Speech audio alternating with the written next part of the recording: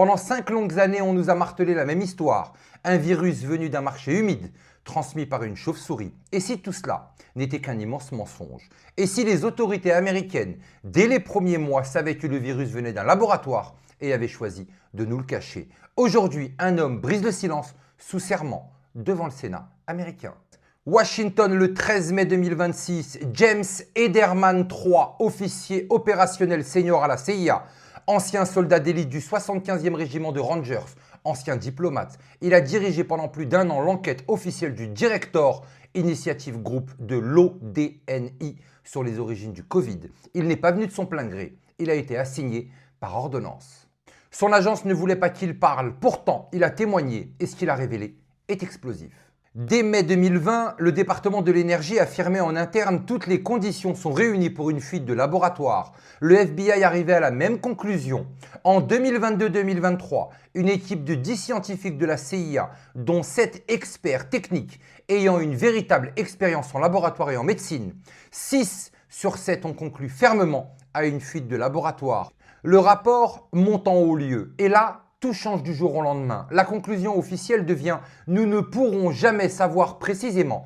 Précisément, un mot qui n'existe pas dans le langage du renseignement. On parle de confiance faible, moyenne ou élevée. Pas de précisément. C'est un mot choisi pour tuer le débat. Les analystes qui refusaient de changer d'avis ont subi des représailles. Entre le 12 et 17 août 2021, la position de la CIA bascule complètement. Les documents expliquant ce revirement, jamais transmis.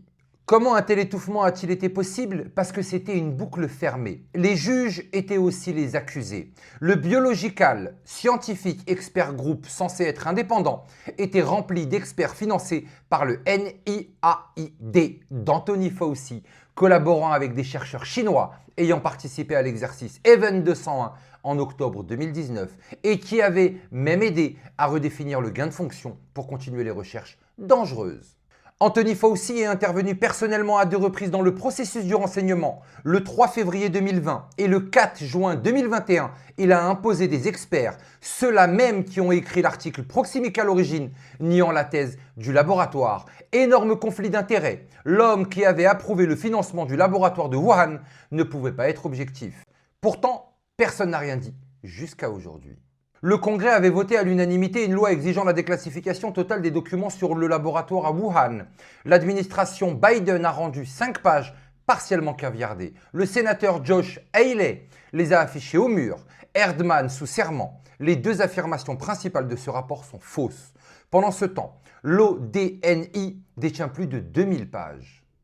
Pire encore, la CIA a espionné illégalement ses propres enquêteurs, surveillé leurs communications, licencié un contractant et repris des documents sensibles dont des archives de JFK et MKUltra. Des Américains mis sous surveillance simplement parce qu'ils faisaient leur travail sur ordre présidentiel. La haute trahison des agences de renseignement. Nous y voilà. Et pendant que l'origine était étouffée, un autre silence se maintenait. Dès mars 2021, la FDA recevait des alertes claires. L'algorithme VAERS masquait des signaux de sécurité. Peu après, 25 signaux forts apparaissaient. Mort cardiaque, subite, AVC, paralysie, tout a été ignoré. Ils savaient les conséquences du vaccin et ils ont tout dissimulé avec les algorithmes. Entre 1990 et 2020, environ 280 décès déclarés par an dans VAERS. En 2021, plus de 21 000. Au lieu d'enquêter, le gouvernement a préféré montrer du doigt les non-vaccinés. Je vais quand même me retenir concernant les non-vaccinés parce que loin de moi l'envie de déraper dans cette vidéo. Pourquoi ce silence collectif pendant 5 ans? Pas forcément un complot unique, mais des intérêts qui convergent.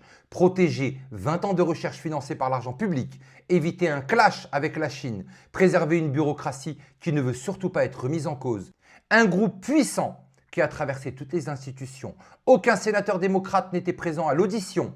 Les grands médias ont presque totalement passé cette audition sous silence. Pourtant, un officier senior de la CIA l'a dit clairement sous serment. Ils savaient, ils ont menti. Ils ont couvert. Il est temps d'exiger la vérité. Une commission d'enquête indépendante à la hauteur du Church Committee, la publication intégrale des 2000 pages, la fin des recherches à risque sans contrôle réel. Et une vraie protection pour les lanceurs d'alerte. La vérité n'est plus une option, elle est une urgence démocratique. 5 ans de mensonges, ça suffit. Le silence est terminé et vous allez clairement le regretter. Mais surtout n'oubliez pas, on n'est clairement pas au bout de nos surprises.